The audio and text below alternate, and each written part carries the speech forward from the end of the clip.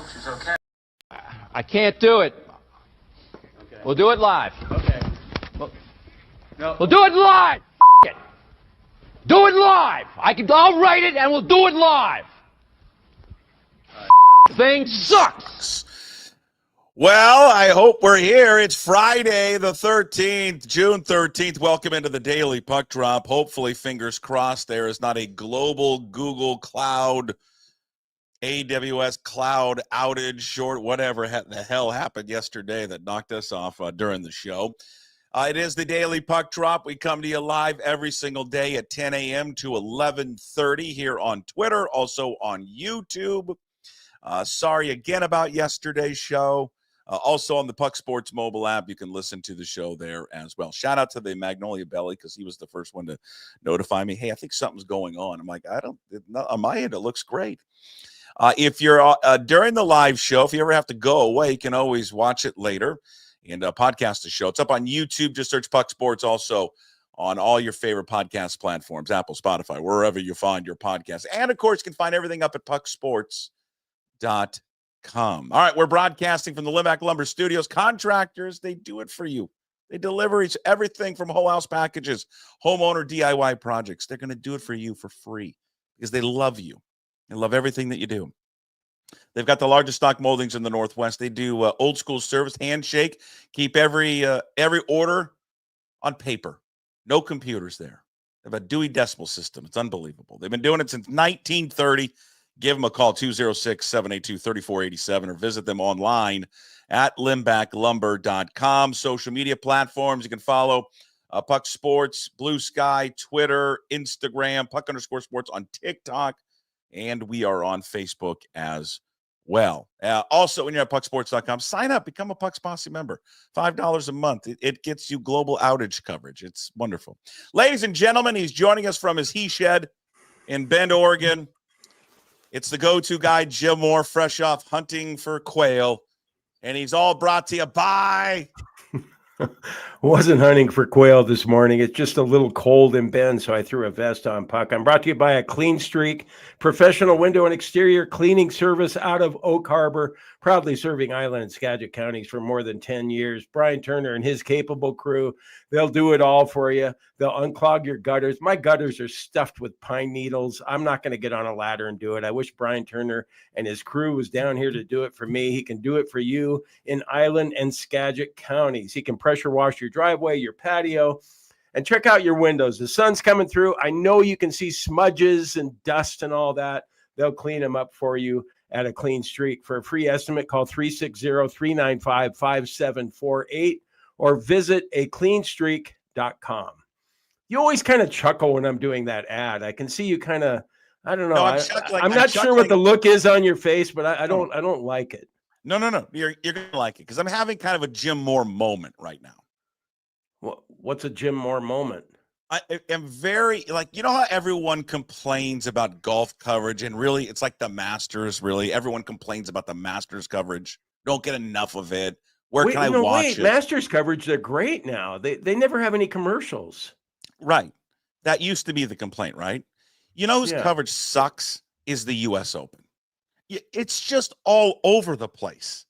Well, I didn't understand USA Network yesterday, and today it was Peacock. I gave up trying to find Peacock today. Yeah, it's just the worst, the absolute worst.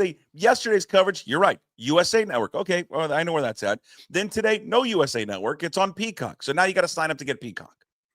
So then I sign up, pay the $8 a month that I'll cancel after today to watch it.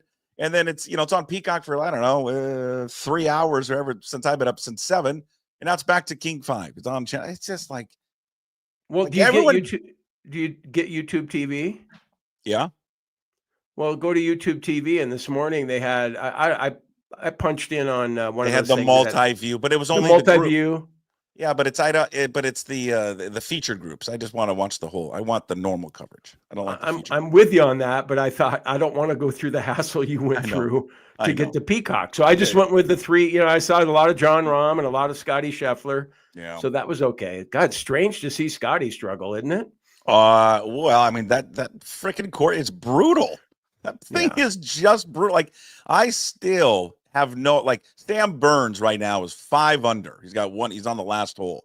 How the hell is Sam Burns 5 under? How's anyone under par? Victor Hovland's under par. How did JJ Spawn, for God's sake, end up 4 under yesterday? I don't know how any of these guys do it. I mean, there's just, I mean, some of these numbers out there. I just was peeking, like, who's got the biggest numbers so far? Some guy, James Nicholas, he's at 8 over. Bud Colley, you know, Bud Colley, he's 7 over. So, I mean, it's just, you know, Will Chandler, he finished 14 over today. Sorry, Will. Got an 84. Yeah, and usually when you see high scores, it's because there's wind and rain and just horrible weather conditions. It doesn't look that bad that way. But boy, if you're what, a foot off the fairway, you're in trouble. And then some of the stances these guys have too, when they got these awkward stances, and I mean, they hit shots out of that stuff like we would hit. Did you see? I know you probably seen it. For those who have not seen it, now for those who are listening to this right now, you'll be like, "Great job! I can really see this. It's great job of entertainment here." Sorry, this is for the visual crowd. Justin Thomas. I can't remember what hole this is. He's 22 feet out for his birdie attempt. Okay. He ends up with a double bogey. This is for Justin par. Thomas for par. Oh, jeez. Oh. Have you seen this? Well, he said earlier. Watch this. I have not seen this. Watch this. This is for bogey. You need to be very, very What is he? patient. 3 feet? That is going to 2 test feet? his patience. Nope. Oh, God, he just curled both of them out. Does he make this one? Oh, you just please go in. Please go in, JT. This is like a foot and a half. Okay. Yeah. He is 22 feet away. You see one example after another why you shouldn't have gimmies in golf. Even the pros will miss short putts. Any 6 inches, I think you can say okay, but anything outside of 6 inches, you should putt it. 22 feet out for a birdie attempt, and he ends up 4 putting. He's just like us. 4 putts for a double bogey.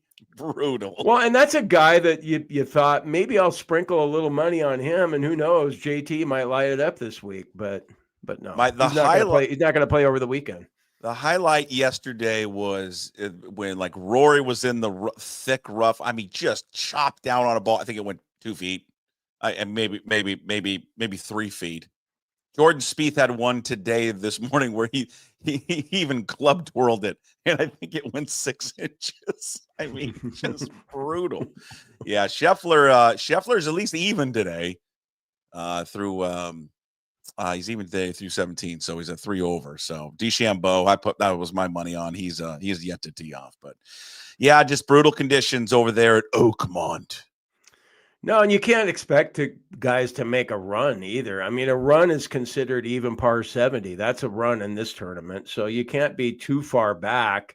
You got to just hope that the leaders stumble if you're Scotty, because it's Scotty at this point. What's the best he's going to finish? 3 under overall, maybe? Yeah, but it seems like when we had Travis Fulton on, what did he think he would be in the red? I was trying to make a bet with Travis. I don't know if he understood what I was trying to do with him. I was saying that because Travis was saying even par was going to win the tournament. And I said, Travis, I'll bet you $20 that somebody will be in red figures to win this tournament. Okay. And I think he thinks that even might win it or 1 under. And he might be right. He might be right, because I heard that, the greens are even faster today than they were yesterday. And they are like sick. They're rolling 16. I got this other one. You want to see this other video? I don't even know who this guy is. This guy had an approach shot from 100 yards. Hold on. Here it is. Watch where this ball lands. Watch where this ball lands. Who is this? Look at this. Now watch this. Again, sorry for the audio crowd. Does not like it. Okay. Yeah. No. I mean, it's not horrible at the beginning of this. I mean, he lands it, 25 feet short of the flag, but this thing does it go off the green? It's going to come off the green. This might come all the way off the green. There's a chance. Oh, it might. Well, that's sure. stupid. There's a slope. Right there. Sure it does. Watch this. Watch it. And Yeah, if yeah. it does, Bye-bye. When does it stop? Exactly. Okay, Right wait a before minute. the I know rocks, it's you see all those funny, but don't you divots think right that's down there? stupid? Well, they roll not only the greens, That's but the fairways. like borderline Yeah, unfair. listen, I mean, did we're you hear not what he said? talking about Approaches, putt-putt about golf 10 to here. 15 Did you hear what he yards of said? approach. Those things are rolling 10 on the No. stimp meter. Because I was talking. Yeah, I know. They at that club, which I think this is stupid. They not only roll the greens, they roll the fairway before the greens. They're saying that the little fairway that before the green is rolling on a stimp meter at 10. Well, for people who didn't say that, this left-handed golfer hit a shot within 30 feet. That's where the Yeah. ball landed. Yeah. And then he ended up Rolled probably off the complete 150 feet from the hole. yeah, which basically. There's nothing about that makes sense. Nothing. Yeah, that's Nothing. a little much. That's a little much. So, well, there you go. That's And I guess the members want it to be difficult. Isn't golf supposed to be fun, especially for us amateurs? You know, I can't imagine. There's all these members; they can't all be single digit there.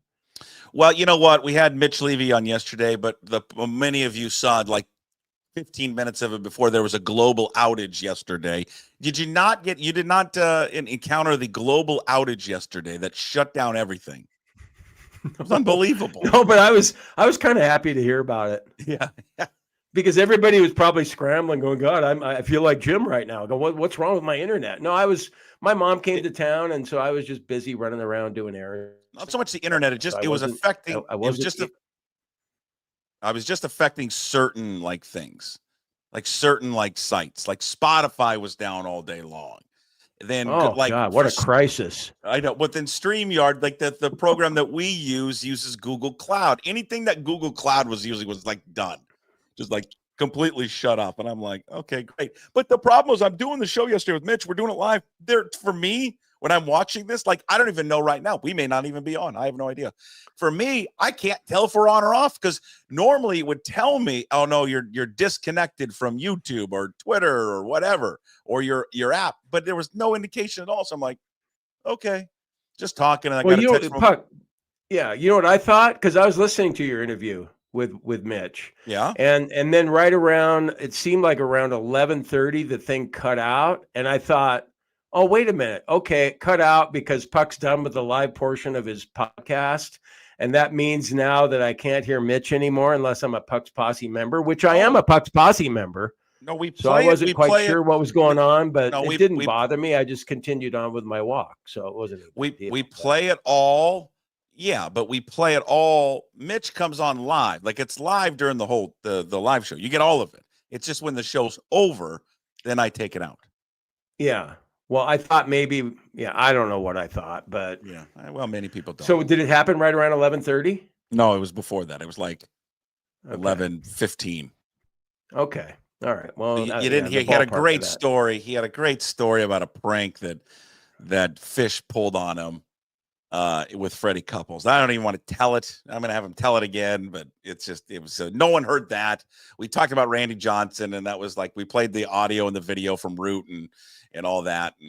And then that was about it. And then people were like, oh, where'd it go? And then I couldn't find it forever.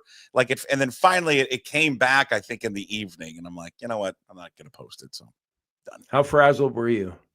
You know what? Surprisingly not that. I was like, what am I going to do? What am I going to do? You didn't say JFC like you did with me the other day when my mic wasn't working. Yeah, no, yeah. I think there was one, and then that was it.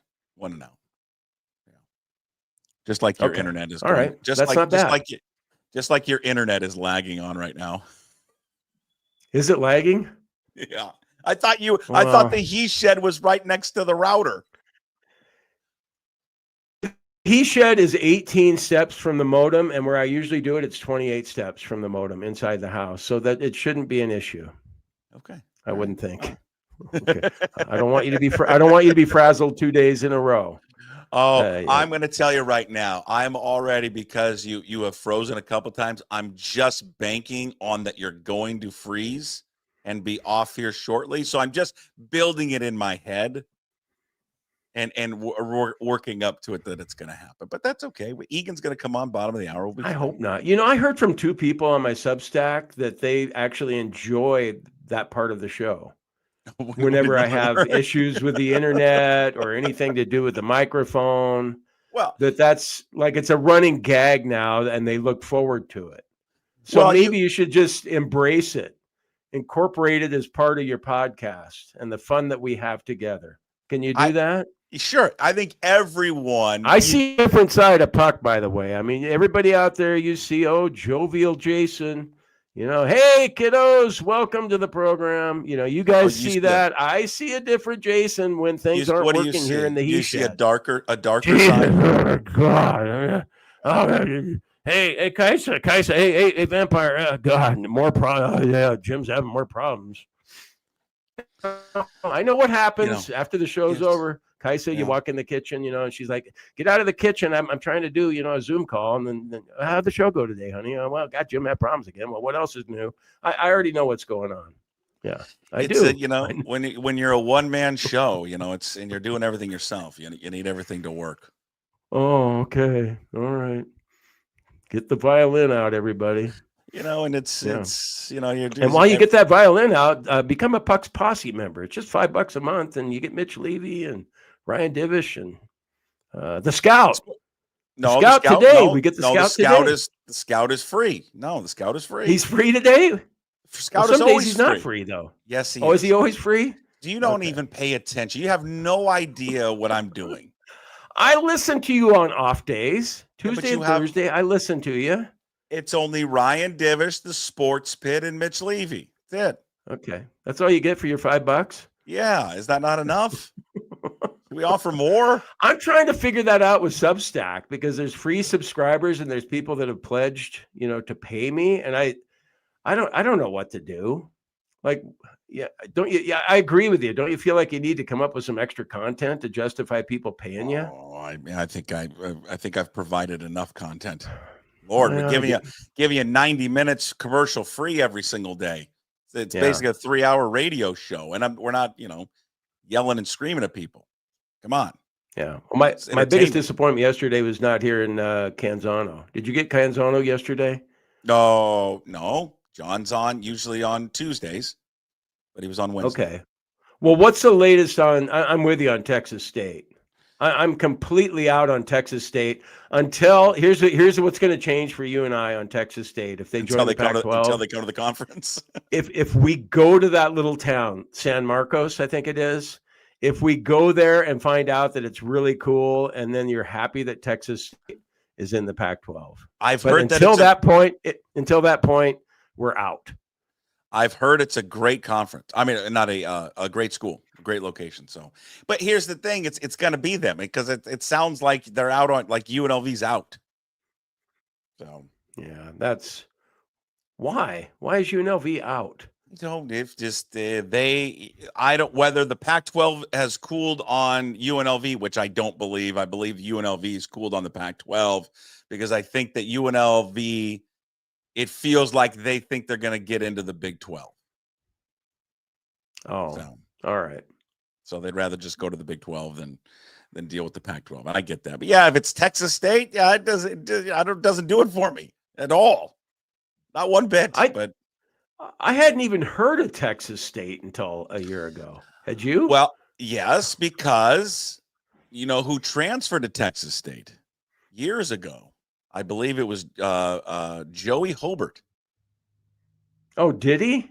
Yeah. Oh, I wasn't aware of that. I knew. You remember Joey Billy? left us. You remember Billy Joe's kid?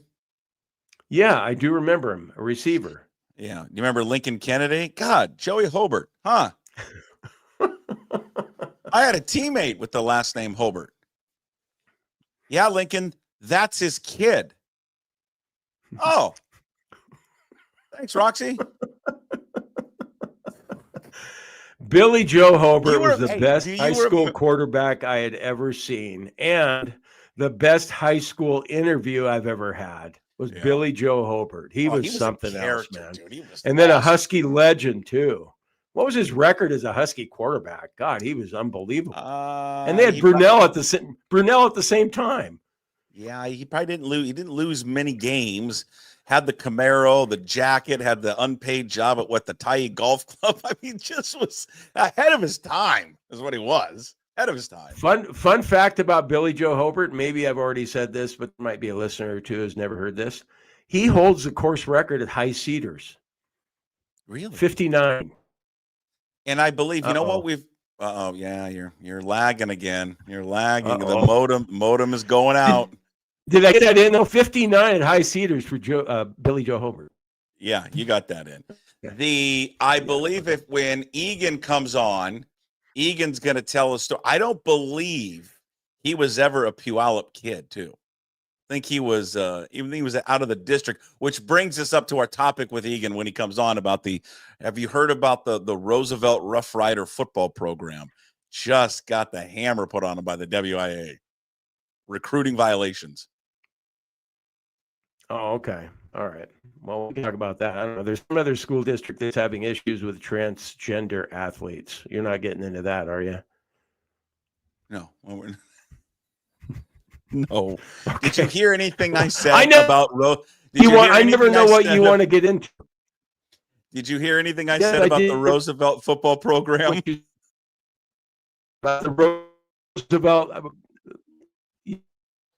And what are the problems? Are they recruiting kids? Yeah, the recruiting violations within the Roosevelt football program. You got to go read the Seattle Times story on it. It's a real doozy. Yeah, I knew this was going to happen. We're not going to hold on to him. Just was not going to happen. Yeah, I'm going to put you back. You got to come back in or something. Oh, this has been a week. Been a week of internet connections not helping us out here on the Daily Puck Drop and Puck Sports.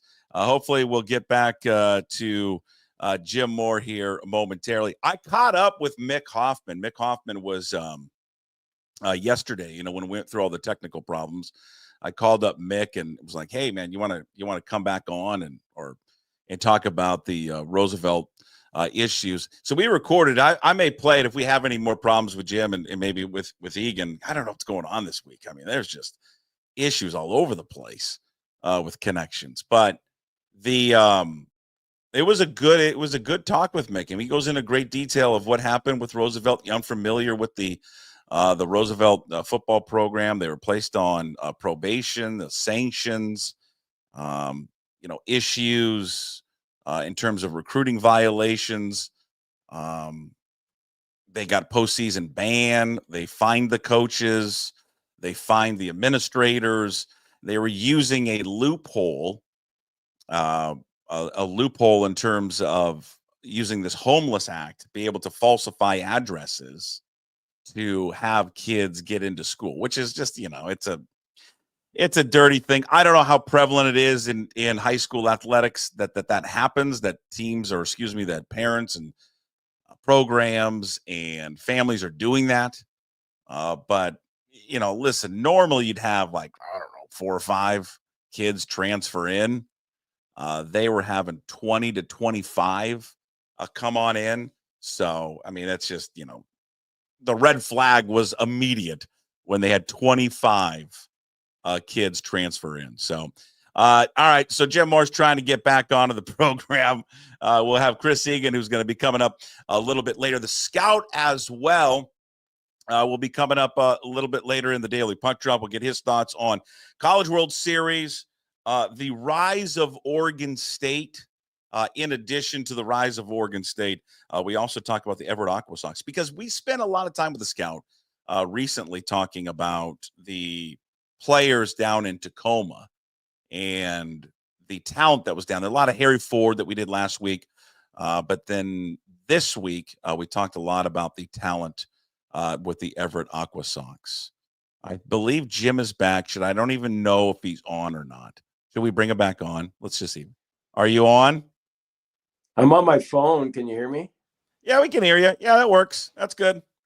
Yeah. Sorry. What happened with the modem, huh? What's going on down there? The dogs step on the cord? My phone work and the computer not work?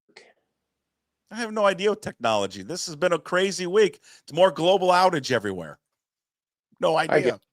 Well, sorry about that. I don't know, man. I'm as close as I can possibly be to that modem, and still there's some sort of issue. So I apologize for that. What's Kathy streaming, huh? What's her show that she's streaming right now that knocked you off? She's not streaming anything. I think Mikey's still sleeping. My mom, I'm sure, is not on the internet. I don't know what's going on. How's your mom? What are you doing with your mom this weekend? I'm not sure what we're going to do exactly. We might go to the High Desert Museum. We might go to a little Mexican place that's in the neighborhood and have a margarita before the Mariners game tonight. She's excited to watch the Mariners from our new outdoor setup here in Bend. And so you got to share that outdoor setup you got. It's one of the best. I didn't realize how great that outdoor setup was. Oh, it's unbelievable. Oh, well, thanks. Yeah, it's well, I mean, I have Rory and Justin Rose and Patrick Reed to thank for that. Yes, you do. Yes, I do, because I won $9,000 in the Masters this year in a couple of pools. And so I thought, what the hell? I'm going to get a 70-inch TV and some outdoor furniture, and threw it all together and got one of those little fire pit things. And yeah, it's really nice. I just sit there and I go, I just can't believe it. But yeah, okay, I'll put that up there. Yeah. We're looking forward to that. So yeah, just Mom said, Mom, I don't really have a plan to do with you. And she's, well, Jimmy, I just want to hang out with you and just, spend time with you. And so yeah, we'll just spend some time. She watches every single Mariners game. She's a huge Mariners fan. And she's got her opinions on the squad too, just like we do. We talked last night about Dylan Moore and his problems.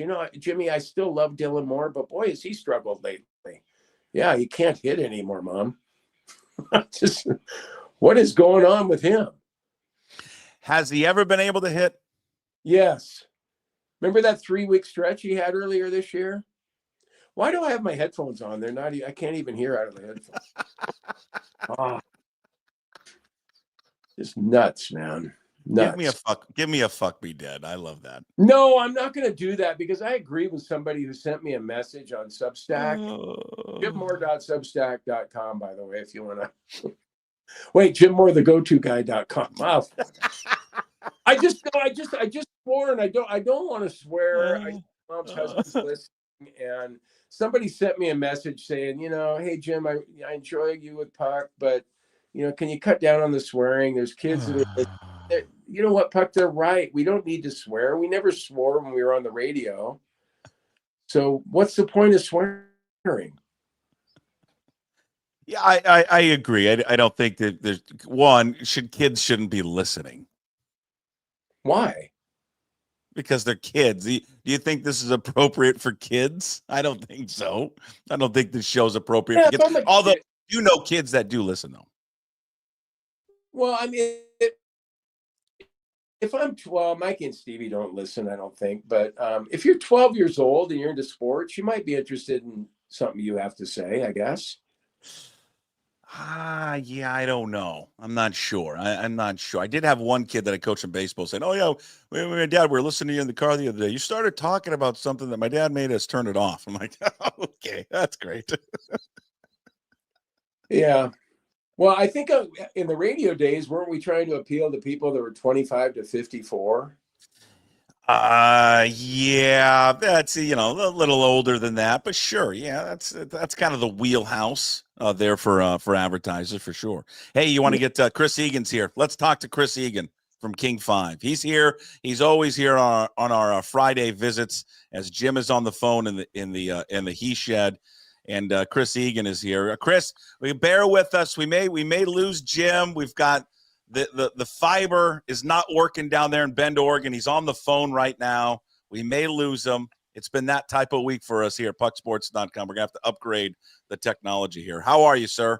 He looks like he's in a cabin in Elfin Cove in southeast Alaska, getting ready to go out and go for some king salmon right now. Jim, it's good to see you there. I don't know if you're in an outhouse, you're a log cabin, but wherever you are, you look beautiful, and Puckett just continues to just add sponsorships everywhere around him. So I love it. It's good. And Puckett, I'm telling you what, this week, just to give a shout out to Jason Puckett, Jim Moore, I think I went to probably like 30 different venues, whether it was high school kids games, Seahawks, Sounders practice, You know what I was talked about the most, Jim Moore? the Puck show Friday.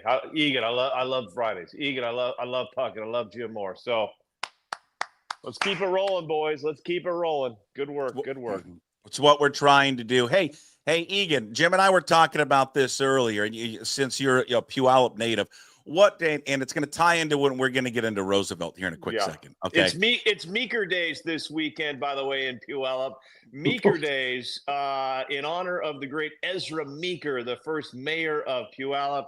Go out and pick up the Puyallup Valley Legendary Locals of Puyallup Valley book right now at all your fine bookstores, and you'll even find a page on Legendary Sports Anchors, I think on page 82. So there I you went go. to Meeker Junior High, but that was located in Renton. Hey, where did what city or town did Billy Joe actually live in that Puyallup was able to bus him in to go to Puyallup?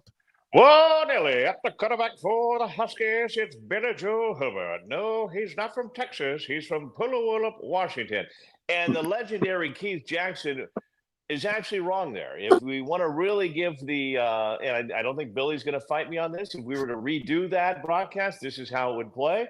Well, Nelly, at the quarterback for the Huskies, it's Billy Joe Hobert. No, he's not from Texas. He's from beautiful Orting, Washington. Yes, Orting, the gateway to Mount Rainier.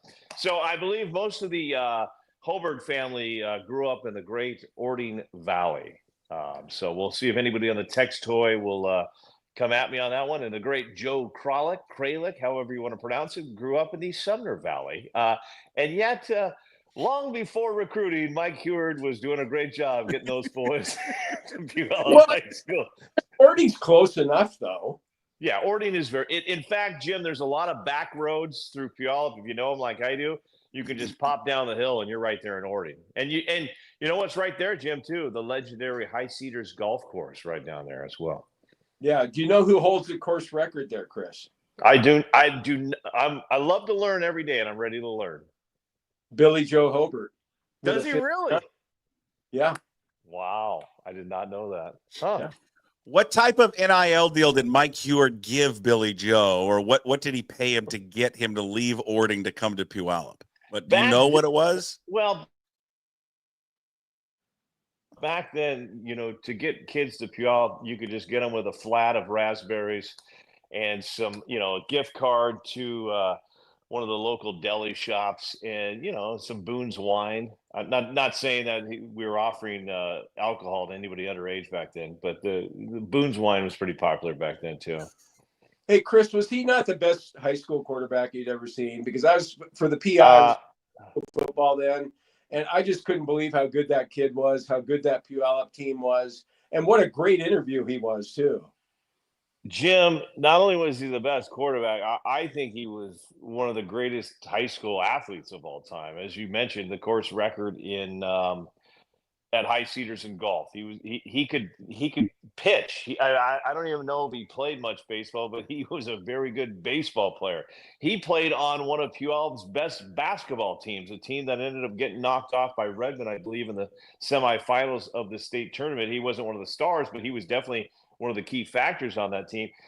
There's a story that he hit a softball down at the Puyallup rec fields farther than anyone has ever hit one. We've heard rumors that it traveled over 500 feet.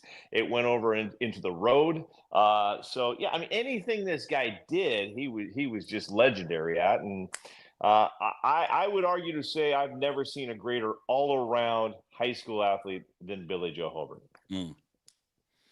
How would you've read the story, right? Roosevelt, the Rough Riders. You cover high school sports.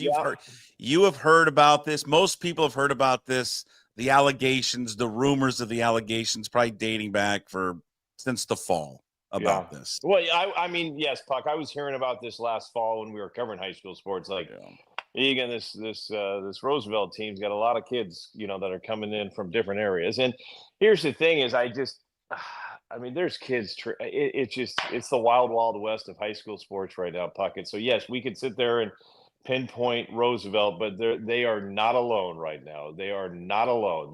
This is happening everywhere, and I don't. Sometimes I don't get it because I just don't understand why parents feel like they need to because a lot of times I don't think it's the coaches recruiting. It's the parents and the kids that are moving them all these places. If you're good at sports, it doesn't matter if you're playing in Kashmir, if you're playing in the Nooksack Valley, if you're playing in Republic, Washington, they're going to find you. They're going to find you, and I just don't understand why kids continue to move on. And I have been told before, and I get this point, Chris. What if your coach's kids just aren't very good? You know, and I get that, and sometimes I understand that move there, that you've trained your kid. Let's just say Jim, your twins are really good at baseball their whole life. You spent thousands of dollars into them, and they get to a high school program, and the coach is just crap. And that wasn't the situation with your kids. They had a good coach, but if they get to that situation and the coach is just awful, I sometimes will side with the parents. Like, okay, yeah, I get it, because you only get 4 years of a high school career, but it just seems like it's out of hand right now, Puck. It's just kids are just going everywhere right now. I don't get it. I just don't like. What's the incentive for this Roosevelt coach, whoever it is? I mean, don't these guys make like $5,000 a year? I get it on the college level where your success, you make more money down the road with having great teams, but it's pathetic when high school programs do this stuff. Like you get your yayas off of 17-year-olds, I don't get it. I don't get it either. Jim, I was at a summer league basketball game last night, and our kids' team is playing another school. C team. This is C team.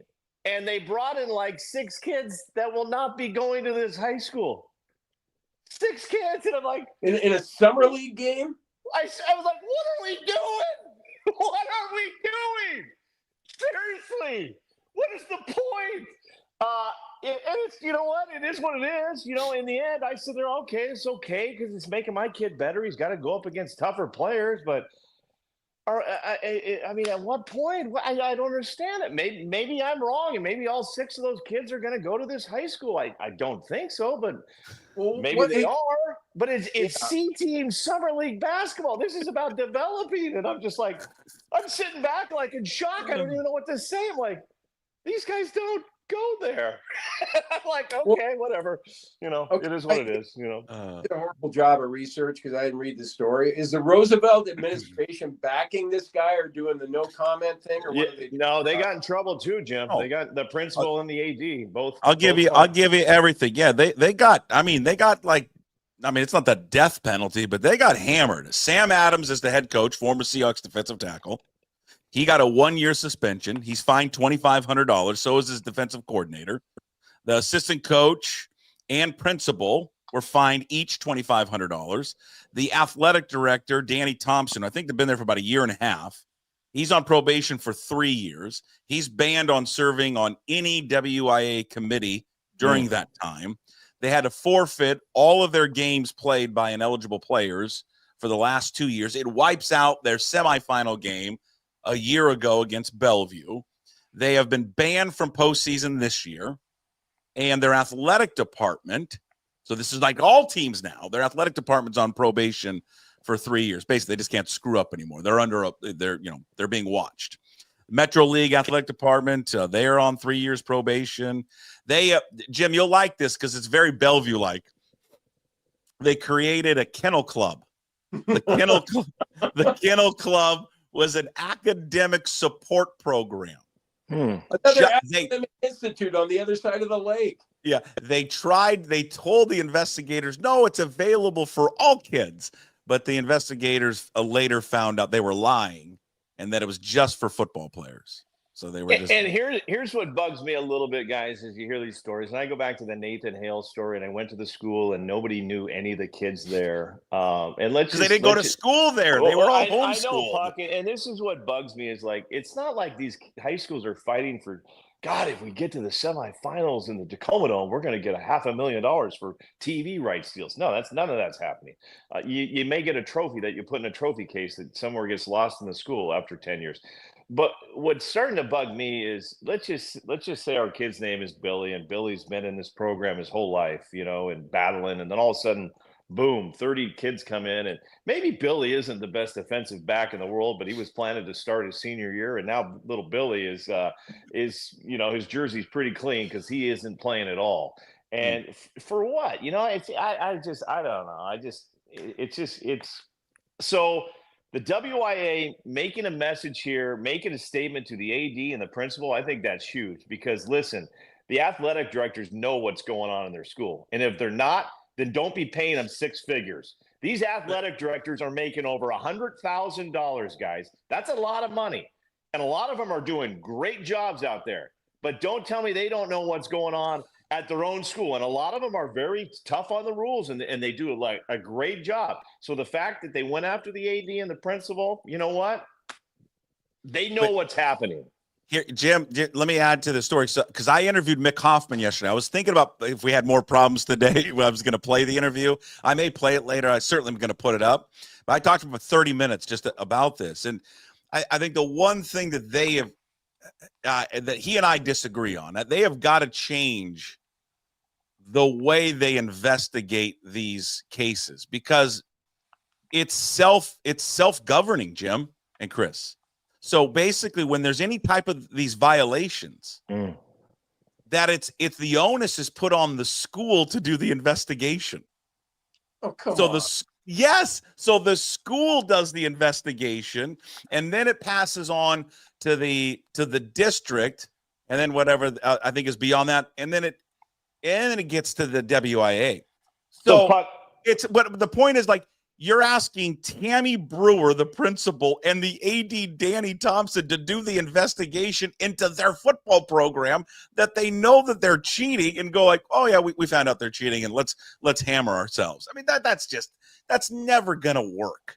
Yeah. And it's never gonna. No one's gonna turn in their own at any school. That's never going to happen. So here, the question, Puck, is going to become finances at this point. Once again, I'll throw the stat out. The WIAA has 13 full-time employees for 265,000 student athletes. So where are we going? I mean, that's my only question is I totally agree with you. Yes, you're not going to turn in your own. You're going to come up with some ways to get out of that. So yes, there has to be another way to investigate. I just don't know financially where they go to get that money to do those investigations. Because you could be investigating the whole entire state right now. There's plenty of high schools that are going to be looked at right now. What they need to do is just like the way I feel about scammers. These guys that are committing frauds. I got a buddy who got taken for $300,000, and what they need to do is like hang one of those scammers in the town square, and and then all the future scammers are going to see that and go, oh shit, man, that could be me. That would put an end to it. What I'm getting at is Sam Adams, former Seahawk, who wasn't very good with the Seahawks, by the way. He was okay. He was okay, Jim. They need to. I'm not saying hang Sam Adams. I'm saying I'm hoping not. Ban him for life from coaching again. And then if you do that, you're going to put a stop to some of this stuff. What you talk about, I mean, honestly, you talk about nonsense, Chris, you alluded to it.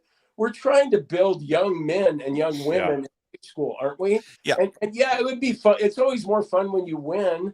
But, you're teaching these kids that it's okay to cheat and, and do Jim, all that crap. Jim, I was asked, and I'm going to be brutally honest with everybody listening right now. God, Egan, you gave a lot of attention to this Mount Vernon baseball team. Well, guess what? They were all from Mount Vernon. They all grew up there. So when you send me this email like, hey, how come you're not covering the so-and-so basketball team? Well, I know 7 of the guys didn't grow up in that community. And guess what? There's only so many people covering high school sports now, and we're not dumb. We know what's going on. And one more little note here that's getting out of control. I got an email from an 8th grade parent saying, "Hey, my son's going to make an announcement where he's going to go to high school." I don't care. Delete. You are kidding. No, that's what's happening. He's going to make a big announcement. No, I'm not even going to get into what high school, but just delete. I'm not. John Manley, I think, got the same thing with the News Tribune. God. So it's just like, what are we doing? You know what? I think. God, let me stop everything and run to your house. What high school are you going to? I'm so excited. Stop. That is a joke. Yeah, just stop. Come on. No, I'm Come texting John Manley right now to tell me who it is. on. Yeah, he probably will. An eighth grader who is that's just unreal. Big decision, guys. Could we get all the media together? God, hopefully it's Redmond. Yeah. Are they going to Ballard? If they're going to Ballard, I want to know. Oh, sure. Now you guys are all in. Right there. Let's go. Oh, Let me know man. if they're going to Ballard High School and we'll get it. Yeah, well, yeah, I'll be honest with you. I'm surprised we haven't seen that. The Well, hat we have. thing, like We have. the It's hat coming. thing of like, where am I going to go for school next year? I'm going to Bishop Blanchette. Yeah, that's Oh. if they ever sent me on that assignment. Can you some- imagine the mom or dad writing that email, sending it to a newscaster and a reporter, thinking, "Oh, they'll be interested in this." What an utter douchebag! I mean, I hope this gets back to that parent. You are a douchebag. God. Why a parent would be motivated to do that? You get your name out there, and if the kid is all that great, there's going to be colleges that are already paying attention to him in 8th grade, and then they'll keep paying attention to 9th grade and so on. Yeah, I mean, parents are doing what they can. They see the money being handed out to football players and basketball players. So, it's like I said, guys, this is it's not ending. So, but yes, some statements have to be made, and I think we're seeing that. So I've got no problem with that. So, Jim, you haven't, Jim, That's Jim, crazy. Do you think high school players are getting paid? I know they are, Jim. I know some of them are. 100%. Like 100%. how much are we talking about, you think, like locally? I've heard rumors there's a player that's getting a couple thousand.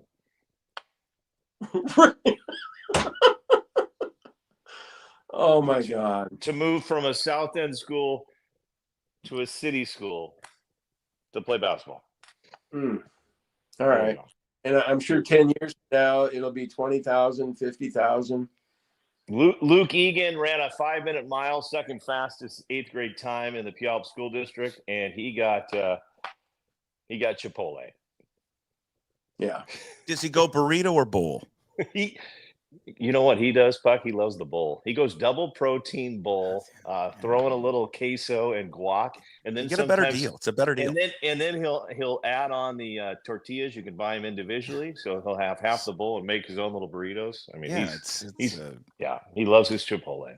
Hey, Jim, just because Jim, you haven't seen the story. So this is what they were doing. This is what Roosevelt. See, because I agree with you. I don't think, and maybe it'll come out later. Because I know, listen, Roosevelt's going to sue. Guarantee it. Like Sam Adams, and they're going to sue for this. It's the next thing that's going to happen. But I agree with you. If they are found, well, they have been found guilty of this, at least by the WIA, that he shouldn't coach again, nor should this AD be the athletic director anymore. Jim, what they have been found to be doing. There's a federal act, and I'm blanking on the name of it. Give me a second, I'll find it. I want to say it's like the Why Not Act, and it basically, if you can deem yourself homeless, if you are homeless, and you can prove that you are homeless, you can then apply to go to any school, and that's what they were doing. But they were doing it with like 20 to 25 kids. And probably some of them lived on Mercer Island and Medina. I don't know. But see, and it's called the McKinney-Vento Homeless Assistance Act. They were using that to falsify addresses. So my point is, if that's what they were doing, how in the world, and they knew this, how in the world is he still the coach and that guy is still the athletic director? That cannot happen. Cannot happen. Well, just some people have that thirst to win at all costs. It doesn't matter. Like Chris, you talked about that whole Nathan Hale situation. Yeah. it's ridiculous that the administrators allowed that to happen. And I always get a kick out of it because we always talk about Lorenzo Romar being a man of integrity. Well, that all went out the window with that Nathan Hale fiasco. What a joke that was. They were trying to pull something over on us like, oh, nobody will notice that we're cheating here. And you have Brandon Roy coaching there for 1 year, then he leaves. That whole thing just sickened me. I talked to a couple students who couldn't stand that their school were being taken over by these guys. But anyway, yeah, I don't know. I really don't get it at the high school level how grown-ups can be involved in this and their thirst for winning, goes that far that they'll go to win. I just don't understand what the motivation is for that. I think, Jim, I think as parents, we all want our kids to win. I mean, I go back to my daughter's year at Rogers High School. God, I wanted that team to win a state title, bad. And I was to the point like, God, maybe we know this Haley Van List. She plays on our select team. Can't we move her into Puyallup? I mean, that thought went through my head. Did we ever do that? No. Would have that helped Rogers win a couple of state titles? I think it probably would with the talent they already had. But I think parents just want the best for their kids, but that's where I think as athletic directors and coaches, you've got to okay, let's do what's right here. Okay, there's only going to be one team in the end that wins the state title. Or are we doing what's best for the kids in our community? Are we doing what's best for the school? Are we doing what's best for the future of this school? And then if the answers are yes on all those, then we move forward. If there's some gosh, I don't know what we're doing here, that's not really helping, then you need to look at yourselves in the mirror. And I think this comes down, honestly, it has to be every coach and it has to be every athletic director, because I'm sorry, guys, if it comes down to the parents, they are going to do what is best for their kid every time. And honestly, I don't blame a parent that wants me to come out to their 8th grade kids selection Sunday. They want what's best for the kid. Am I going to do the story? No, not at this point. But I honestly think every coach, assistant coach, athletic director, and there's a lot of good ones out there, guys, a lot of really good coaches and ADs. But in the end, it comes down to them, because you can't ask 13 employees of the WIAA to police the entire state like this. Sure. It's unfair.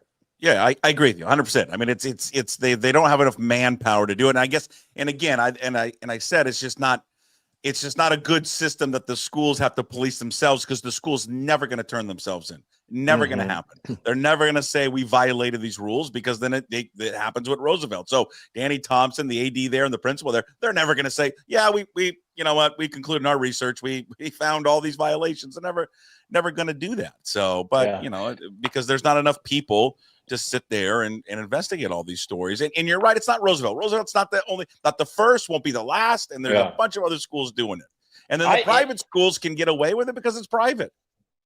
Yeah, the privates can do what they want, and they're not breaking any rules. I guess I go to these. There's a private meeting at the local Denny's, and they're sitting down like, hey, we got 20 kids, we're gonna bring them in. This is great. We're gonna win the WIA 3A football title. This is gonna change the school around. Really? I don't. I mean, it's great to win. It's great to win a state title. Don't get me wrong, but to go this far, I just don't understand why. Well, isn't it more? I just don't get it. Isn't it more rewarding when you have homegrown talent and you have kids that played Little League together and they all grow up together? Maybe that's, pie in the sky and, a better, it just seems to be like, and then you don't have to put in your own mind an asterisk on winning when you do it the way the Roosevelt's been doing it. Hey, Jim, 2 years in a row, guess who's had the biggest crowd? The biggest crowd at Husky Stadium for the football state championship games? No idea. Anacortes. Really? Anacortes 2 years in a row has by far, 2A Anacortes has by far had the biggest crowd there, because guess what? All the kids grew up in Anacortes. So the entire community, when they won the state title 2 years ago and they took their buses back to Anacortes, I mean, I'm sorry, you can do what you want and transfer here and there, but those kids will never have that memory taken away of them rolling into town. The streets are 4 to 5 deep with everybody cheering on, the buses coming into town. Those are memories right there. So I get it, parents. You want what's best for your kid. You're going to go find them the best team, but sometimes I hate to say it, the grass isn't greener just because you're transferring to a school that looks pretty good on paper to you. But you know what? To each their own. To each their own. But I just during this podcast, ask the coaches and the ads just to say what is best for the kids. What is best for the kids? Not for you, not for the parents, not for the trophy case. What is best for the kids? Simple. Well, what's best for you guys this weekend on Father's Day? Because listen, let's be honest, we get thrown to the side here, Egan. We do. Oh. This is a Mother's Day. Mother's Day is like a week-long celebration, and it should be. I'm not saying it shouldn't be. And it's like a whole festival over the weekend. Father's Day, it's like, hey, here's a card I just wrote. Happy Father's Day. Puck, you nailed it. I just went to a grocery store, just did the grocery shopping for the Egan family, and there's one small section in the grocery store for Father's Day. It's like number one dad. Who's wearing that stupid shirt, by the way? I am. But there's one tiny section. When it's Mother's Day, flowers everywhere, chocolates, cards, like, 20 rows of cards. I think there was like 3 options at the grocery store for Father's Day. Yeah, you know what? We put in just as much work as the moms. No disrespect to the moms, but why do we get no love, guys? I don't understand it. Yeah, I'm okay. I'm okay with it. I don't mind Mother's Day being a bigger deal, and Father's Day. I mean, one of my kids is two of my kids are up in the Seattle area. I'm going to see him Monday, and then Mikey's here with me. If I can play golf with Mikey Sunday morning, that's fine with me. I like Father's Day. I think it's great. I'm more into, recognizing my mom's husband, who's my second dad, on Father's Day than, like getting it from my own kids. Although it's nice in the cards, but they probably sit there and go, "Oh God, I got to go get Dad a card, and I got to write something nice to him in there." But it's not a huge deal. I don't need a card, just something nice. Just whatever. I just do. What would you like, Puck? What would you like? To be left alone and watch the final round of the U.S. Open in peace. Like a Wagyu, you want a Wagyu steak and just by yourself, or just a couple of Dick's cheeseburgers, a milkshake, some fries. Let me watch the U.S. Open. Chris, I'll tell you what Puck wants. He wants kids everywhere in the Seattle area to get their kids or their dad a synthetic turf lawn. Go ahead, Puck. That's right. I think a perfect Father's Day gift, and this can be in the South End, the North End, the East Side, Eastern Washington. I think the perfect Father's Day present is a brand new lawn from Synthetic Turf Northwest, because here's what the problem is. No dad wants to mow their lawn anymore. Your dad is tired of watering the lawn and seeing the water bill explode. He's also tired of picking weeds and seeing that lawn turn yellow and brown. But the solution is a brand new lawn from Synthetic Turf Northwest. SyntheticTurfNorthwest.com. Father's Day special right now. And with that Synthetic Turf lawn installation, how about a 3-hole putting green? You're tired of, and you're missing your dad. Well, where's Dad? Mommy, where's Dad? Well, he went back to the golf course to go work on putting. I miss Dad. Let's get him a brand new putting green from Synthetic Turf Northwest so we can spend time with him here at home. Synthetic lawn, would you? Put the video. Come on. You want the video? Like Chris, most kids can only afford a tie or socks. Puck the Picker Majors Pool is back, brought to you by SyntheticTurfNorthwest.com. Tired of that muddy backyard? Look at this beautiful backyard. Look how pretty it looks with that 3-hole putting green. Tired of the cost of watering your lawn? Synthetic Turf Northwest is pet friendly. They do synthetic lawn installation, custom turf installation, and with golf here, give you a golf green installation as well. Sign up today, SyntheticTurfNorthwest.com. And you know what you can do right there? You can take those flags out, and then I hit little hot choppers to my young little infielder. Takes him off the face. Yeah, Puck, I'm not going to get on here and sponsor anything because, as you guys know, I have no sponsorships except the Olympics and King 5. But I will say this. If I have any stress in my life, because some people say, Chris, you're just always positive, but there is stress. And you know what the stress comes from, guys? It's from the lawn. It's from having to take care of the yard. And then we have a neighbor like 4 houses down. He's got a Sonics flag, great guy, but his lawn is perfect, edged perfectly, weeded it perfectly. And every time we go by, this is my wife. Wow. Look at the edging he has on his lawn. And it's just like taking a knife and just sticking it right into me when she says, I'm doing everything I can on my lawn. I'm doing everything I can, honey. Well, why don't you tell her, hey, honey, why don't you get the edger out and go edge it yourself? You know what, Jim? I'm going to do that on Father's Day. I'm just going to leave the edger out and see if she can even start it, and just leave it for her and see if she can go edge the lawn.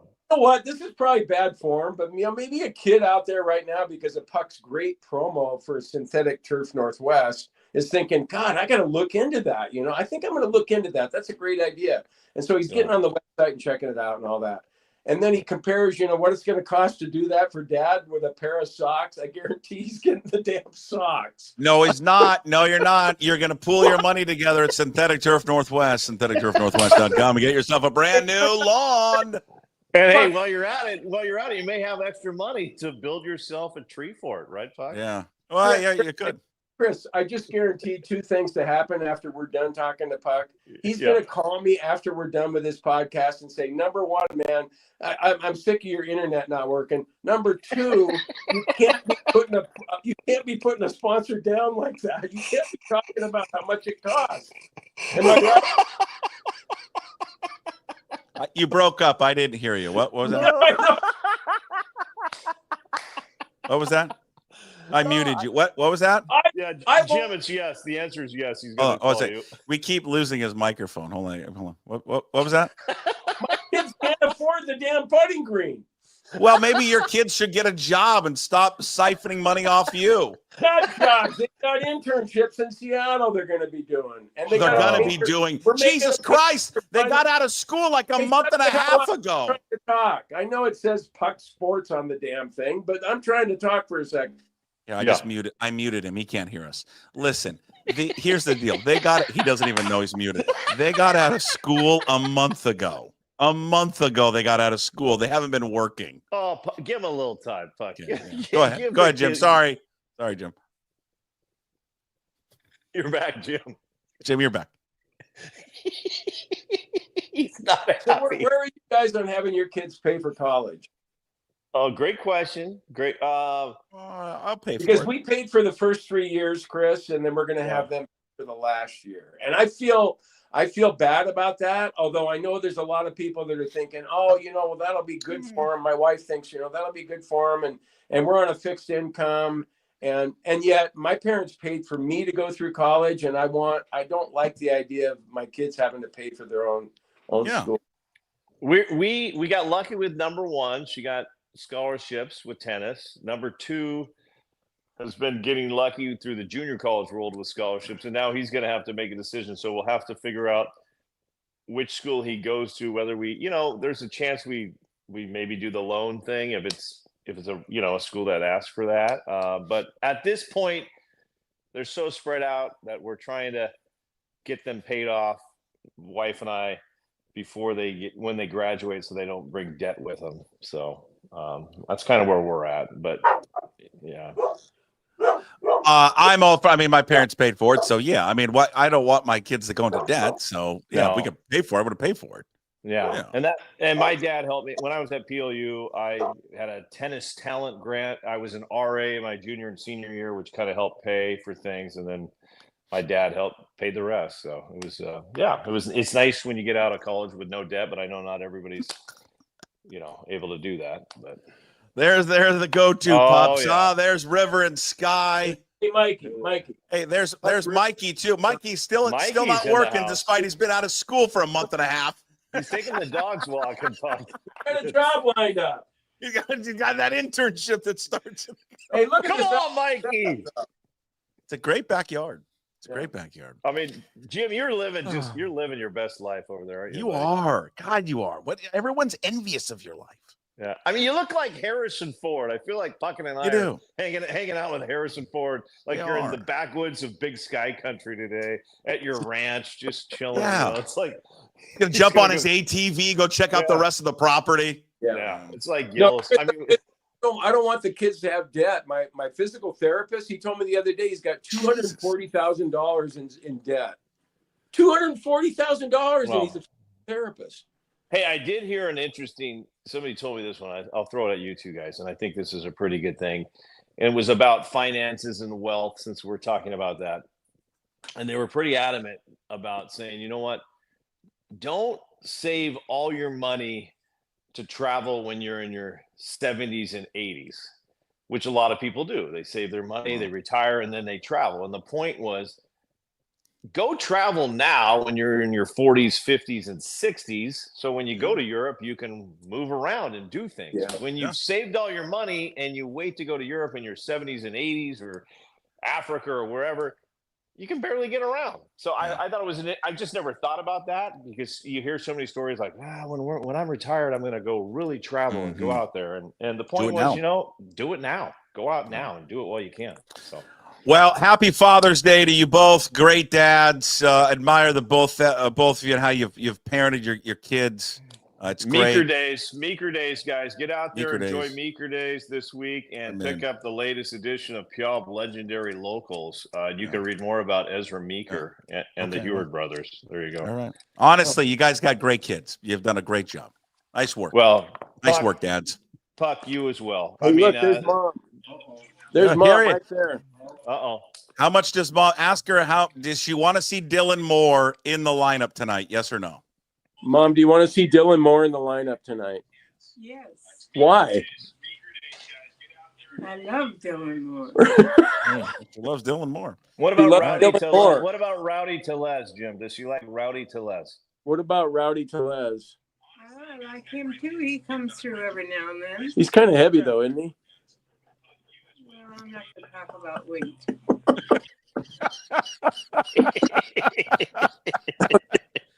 Oh, you're the best. All right, boys. Enjoy your weekend. We'll see you next week. Okay, Puck. Go Cougs. Go Cougs. See you, Chris. All right. Goodbye. Happy Father's Day. Happy Father's Day. Oh my goodness. It's probably one of my favorite days. Despite all the internet problems at the He Shed. All right. It is a tradition on Friday. Well, tradition here on Friday. We have the Scout on. He's our Major League Baseball scout. As we wrap up every Friday, he's an anonymous baseball scout. He's been covering baseball in and around the sport for 30 plus years. We get the real scoop on the Mariners. On this week's episode, we talk a lot of college baseball, College World Series starting today. Talk about the Oregon State rise to prominence and all the talent that currently is in Everett, which the scout just got done doing some work on. So here is this week's edition of the Scout. Time of week, we get to talk to our scout, the real scoop on Mariners baseball from our anonymous baseball scout who currently works for a Major League Baseball team. He's been covering the sport for the past 30 years. We find, as we always do, it feels like on a Friday, we find the scout on the road. And he's been gracious with his time to pull on over with all his scouting duties. Thank you, sir.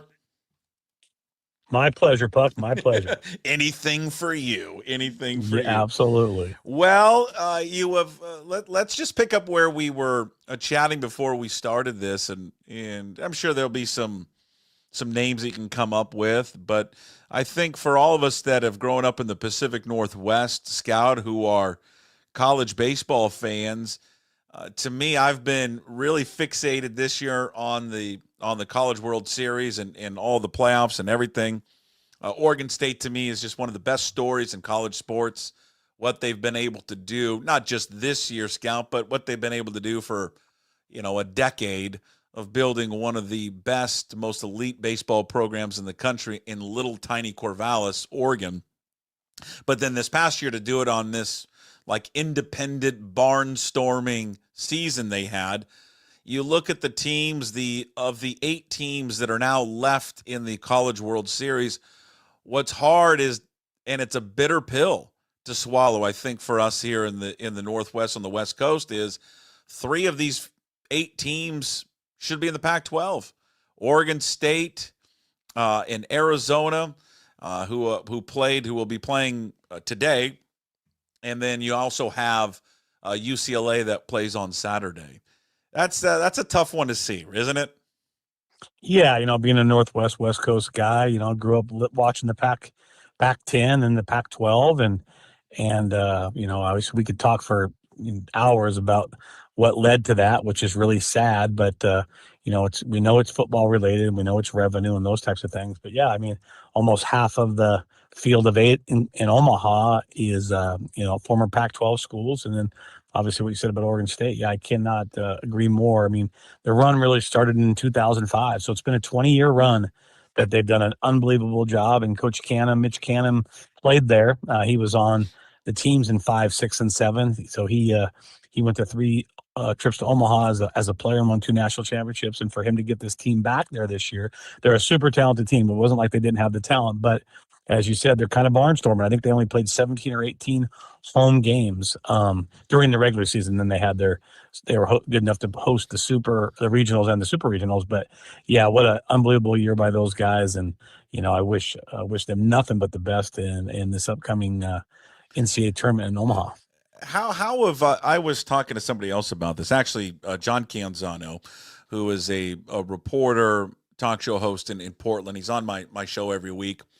He's got a fabulous website, johncanzano.com. And I asked him this question. I'll ask you being around the sport for as many years as you have been, Scout. How has Oregon State been able to do it? Because, I mean, they are a monster. As much like I've compared it to Gonzaga. As big, and again, college basketball is much bigger than college baseball for the national audience. Gonzaga is, a national brand. And the job they've done there for 20 years is remarkable. But they are one of the pillars of college basketball. Now, for people who are not familiar with college baseball, Oregon State's like Gonzaga, but like better, like a lot better. They've won national titles. Gonzaga's never won a national title. How have they been able to do it? Well, I mean, it goes back to Pat Casey, but this long sustained run of success they've had, and even in this new world of college sports, Scout, here in the last few years, it hasn't stopped them. No, yeah. I mean, I'm pretty well versed in it. So, Coach Casey, I believe, took the job in either 94 or 95. And in 1998, they built a new stadium. Goss Stadium was run down. They built a new stadium. And 7 years later, in 2005, they broke through. And really how they broke through was the right recruiting class got in, and they grew up. They had 3 pitchers that were really dominant. And by the time they were sophomores, they were ready to, kind of rock and roll in 2005. And they had a center fielder, Jacoby Ellsbury, that ended up being a great Major League Baseball player. So they kind of broke through in 2005. And then what they continued to do was just build on it. 2006 and 7, they won those national championships, and they didn't rest on their laurels. They kept investing into the program, and Coach Casey did an unbelievable job. He said recruiting players. He also, got donors involved and continued to build that stadium. I do think it's a unique situation. At that time when they started it, there was no University of Oregon, and, baseball is an equivalency sport. So really they had all the best players from the state for sure.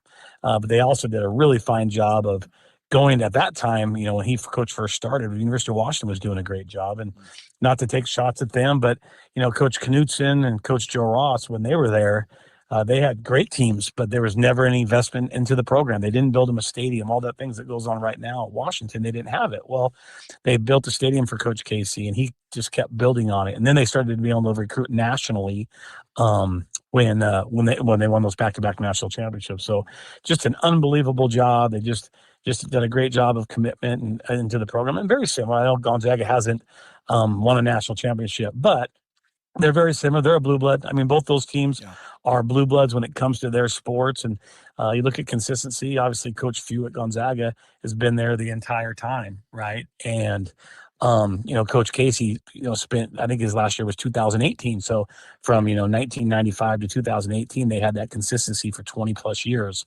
And now passed on to a former Beaver.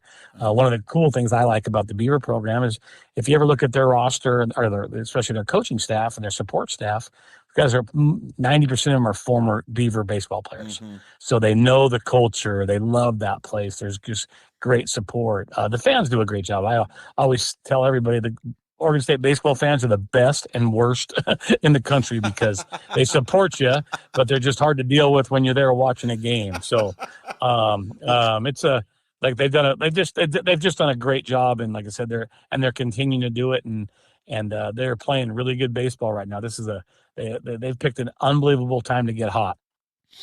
Because that stadium, if people haven't seen it on TV, and it is right on top of you. I mean, they are like, I mean, it is like they're breathing down your neck, and it's one of the greatest atmospheres there in college sports, and the game of college baseball is it's so different than Major League Baseball. There's so much more so much more emotion in it.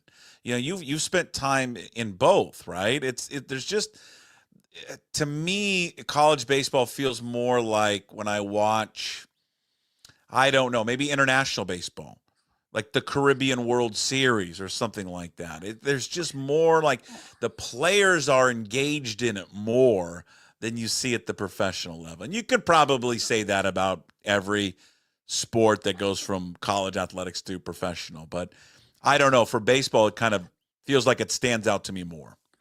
Yeah, I think baseball and basketball are similar because you figure now in college baseball in a regular season, Buck, there's 56 games, right? Wow. There's 162 in the big league. So whether you can or can't, most people would say you can't have that intensity for 162 games over a professional season. So same thing in basketball where, the college basketball's got, close to 30 games, and then the postseason there's 80 some in the NBA.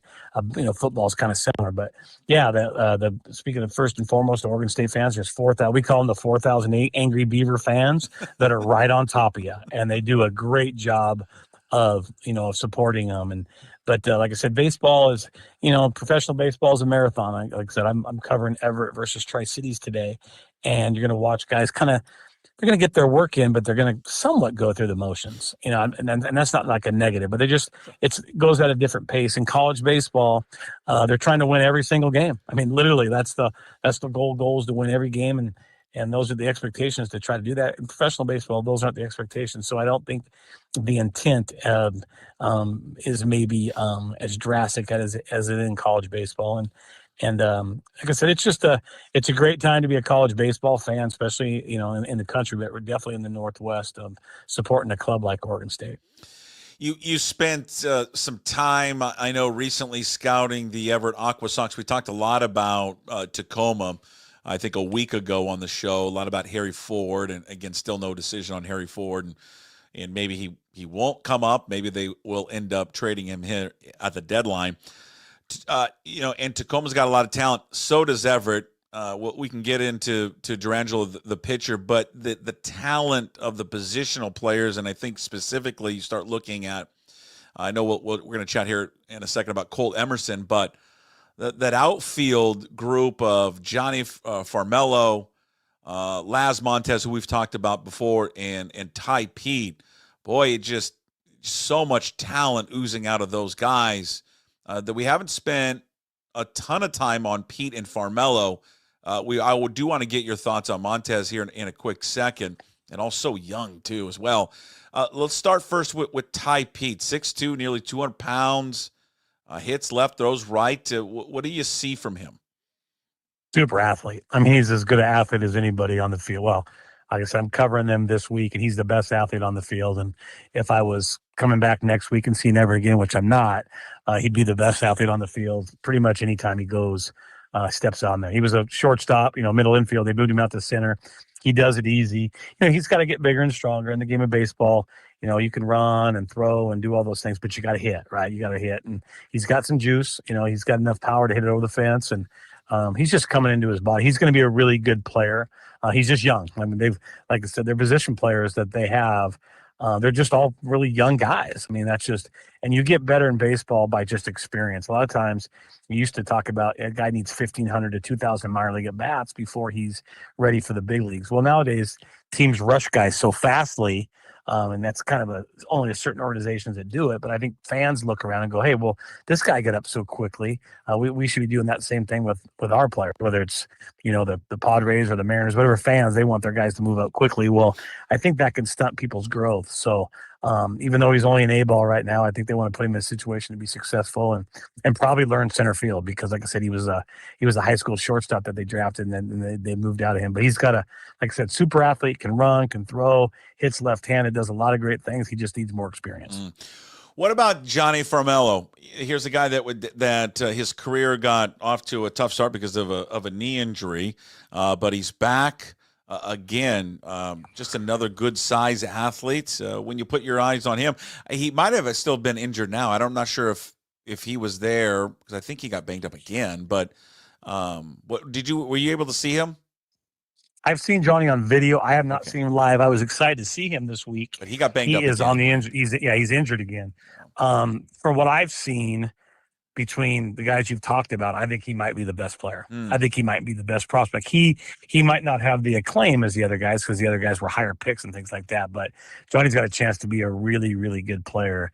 But and hopefully these injuries he's had early in his career, players are going to get injured.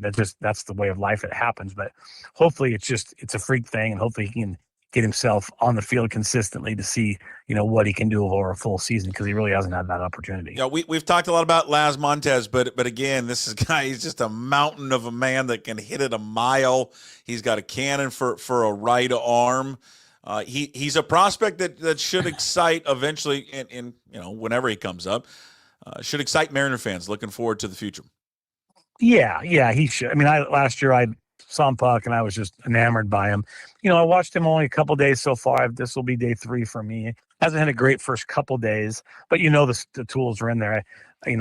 As I used to coach, so I sometimes when I'm watching these players, I look at him thinking, what would I do with him? I've never seen a guy. He is so big, and he's right on top of the plate. When he sets up, his hands are like basically over the top of the plate. So he has a hard time keeping balls fair just because where he stands and how big he is. But you're right. He's got a big arm. He's a good defender. He's got, elite power. And if you're an Everett Aqua Sox fan, I would make sure that you see him probably before August 1st, because I'm assuming pretty soon he'll be in Double-A. Yeah. What about again, we've talked about him before, and I'm not sure if he was if you've been able to see him at least on the first go around. But Durangelo, the pitcher who can go switch pitcher, right? That can throw both. But he has obviously grown. Rave reviews from many. They've primarily, I think, most of the time have him throwing right-handed. I do believe, but I think he obviously can't switch because he's got that glove to do it. But he's a guy that's been lighting things up down there.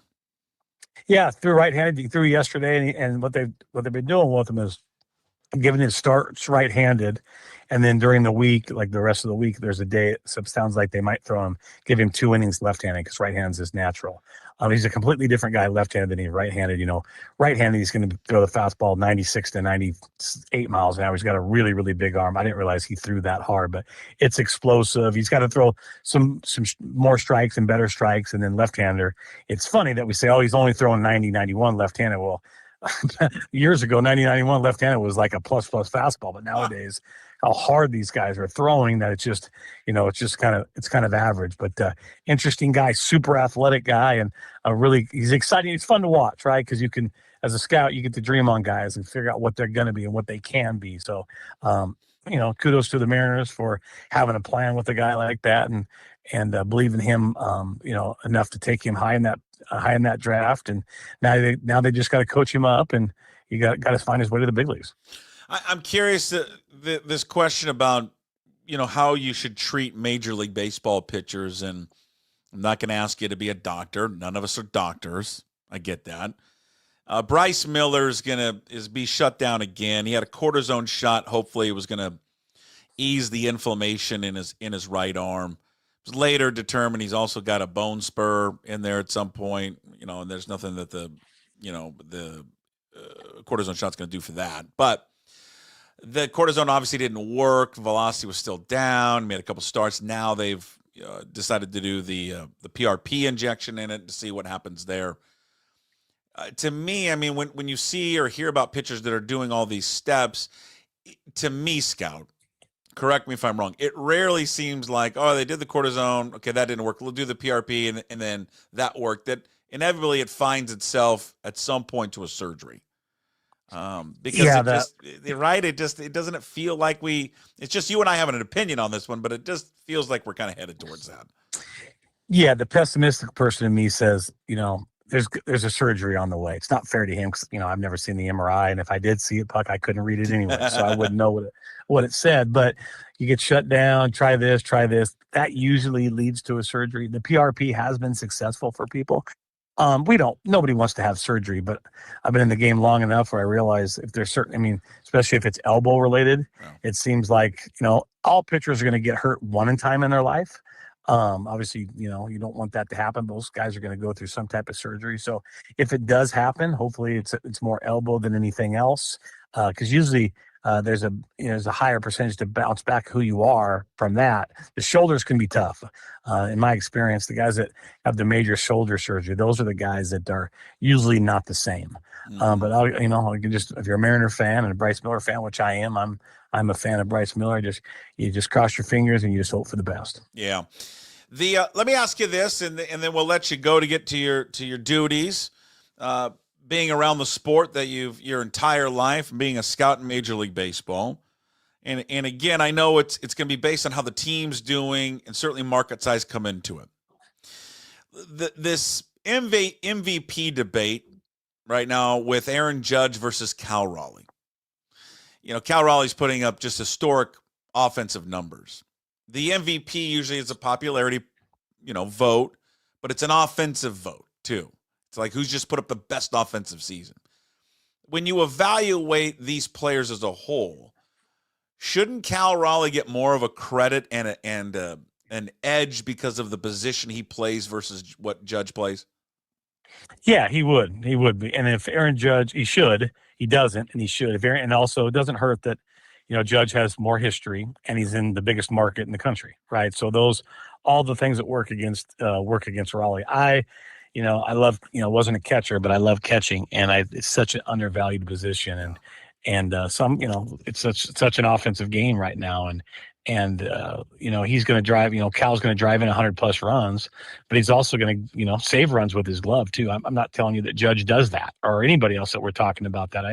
I'm totally on board with you. I think Cal Raleigh is absolutely fantastic. I think he's playing as good as anybody in baseball right now. You could say, hey, so-and-so's swinging the bat better than him, but nobody's playing complete baseball better in baseball right now than Cal Raleigh. Yeah, no. All right, enjoy the whatever you got planned. Enjoy the rest of your weekend. Enjoy all your scouting, and we will be able to talk to you next week and get another update. Thank you, Scout. Absolutely, will do, Puck. Have a great one. There he is, the Scout, with us every single Friday, giving you the latest there with the Mariners around baseball, a little college baseball talk, and I do. Oregon State's playing today. I want to say it's 4:00. Give me a second. I got to remember what time they're playing. I wrote it down. 4:00 on ESPN. To me, Oregon State is one of the greatest stories in college sports, and there's a kinship, right, with Oregon State and Washington State, two land-grant schools and all that. They're not huge, not known for this great athletic success, but they are in baseball. I mean, they are in the last 20 years of college baseball on the Mount Rushmore of college athletics for college baseball. One of the best programs in the country, without a shadow of a doubt. And they got as good a shot as anyone to go capture their third national title. Coming up, they'll take on Louisville 4:00 today. It's bittersweet because of the 8 teams remaining. We talked about this with Canzano on Wednesday. 3 of the 8 teams remaining from the old Pac-12: Oregon State, Arizona, and UCLA. All right, a couple of other things. Mike's Chili tonight, 5:30. If you can make it, I don't know if you're around. I'm not going to be there, unfortunately. Sorry, but there's another hate watch party at Mike's Chili.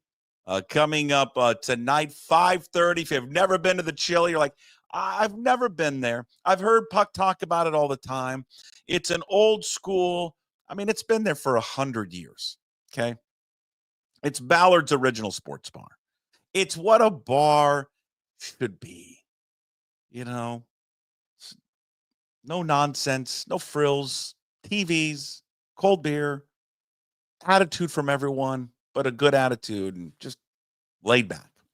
But if you want to go on, there'll be a bunch of Sonic fans there. I think Michael Shandugar is going to be there. I think he's writing a story for The Athletic about it. So let's see if the Pacers can take an even more commanding lead there in the NBA Finals. And again, at some point, we might have to erect a statue there for Tyrese Halliburton if he keeps it up. But come on, the Pacers.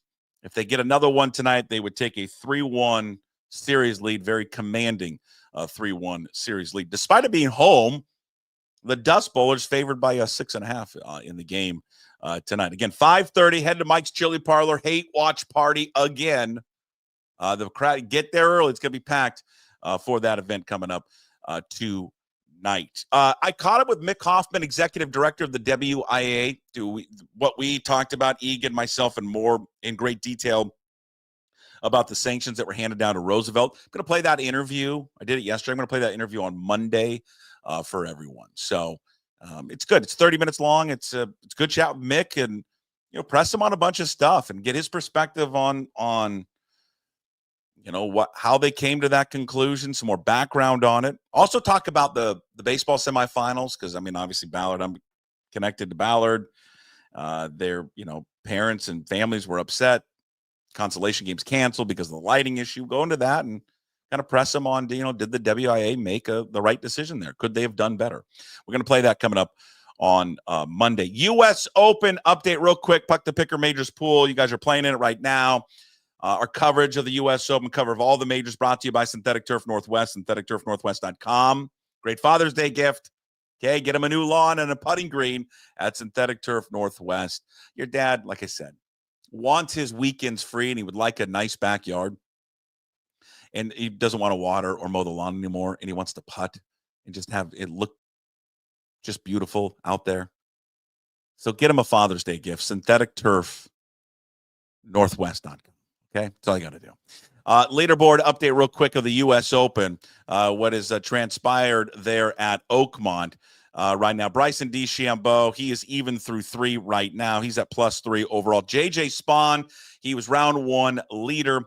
He is even through 5. He still maintains a 1-shot lead of 4 under. Sammy Burns on fire today. 5 under 65 for Sam Burns. And he is, again, 1 shot off the lead. Victor Hovland, 2 under, 68 today. He's 3 shots there off the lead. Brooks Koepka, he fell back, 4 over, 74 today. He's now at +2 for the championship. And again, our U.S. Open coverage brought to you by Synthetic Turf Northwest, syntheticturfnorthwest.com. All right, let's wrap up the show with Hey, What the Puck, which is brought to you by Restoration One of North Seattle. It's your restoration company that lets you avoid the stress of water, fire, and mold damage with their property restoration services. Locally owned and operated. Make them your first call when these damages affect your residential or commercial property. 206-817-8917. Visit them online at restoration1.com. The North Seattle franchise. Dads, make it short and sweet. Dads, if your dad's still here, or if your dad is gone, like my dad has passed away, hug your dads today. Tell them Happy Father's Day. We're underappreciated. Okay, we get this one little day, all right? And the rest of it is devoted to everyone else. Let us have our one small day on Sunday. But to all the dads out there, kids, you're older now. Reach out to your dads. Wish them a Happy Father's Day. Give them a big hug. And, whatever your father, and mothers too, whatever your father has shown you over the years, your love of sports or music or whatever it is. I will always remember, the countless fishing trips with my dad, the love of sports, of going to Seahawks games and tailgating in our truck with the little camper on the back of it, underneath the viaduct when you used to be able to park underneath the viaduct on the railroad tracks for free. If people remember that. Going to the King Dome. It was always a blast. So just short and sweet, Happy Father's Day to everyone out there. Being a father, for me, greatest thing in the world. Just the absolute greatest thing in the world. Would never trade it for anything. So happy Father's Day to all the dads out there. All right, I keep saying happy Father's Day when I meant to say, hey, what the puck? Okay. Hey, what the puck? It's our day. Let us have one day. It's brought to you by Restoration One of North Seattle. Your restoration company lets you avoid the stress of water, fire, mold damage with their property restoration services. Locally owned and operated. Make them your first call when those damages affect your residential or commercial property. 206-817-8917. Visit them at restoration1.com, the North Seattle franchise. As always, thank you for watching and listening today. Thank you to all our sponsors, Limbeck Lumber, Clean Streak, Restoration One. You can find today's Daily Puck Drop on YouTube. Please subscribe to the channel when you're there. Leave a comment. Try to get to as many as I can. Find also the Daily Puck Drop on all your favorite podcast platforms and at pucksports.com. When you're there at pucksports.com, please sign up to be a member of the Pucks Posse. $5 a month for your support of everything. It gets you access to all of it, all the free stuff we do, in addition to the bonus material that you get. MLB Insider, visit with Ryan Divish every week, Sports Pit with Steve Sandmeyer and Matt Stretch Johnson, Mitchie the Kid when we don't have a global outage. He joins us on Thursdays. And, of course, now we produce the Garage with Gas Take 5 podcast, which you can find on Puck Sports, and new episodes drop every Monday, YouTube and all podcast platforms. All right? Thank you to one and all. Everyone have a wonderful weekend. We'll see you on Monday. As always, promise to be better. No shoes, no ties. Would anybody like to smoke some pot? Yeah. I was born to love you. I was born to lick your face. I was born to rub you. But you were born to rub me first. What do you need my address for? We'd like to send out a mailer. Mother of mercy, I don't speak Japanese!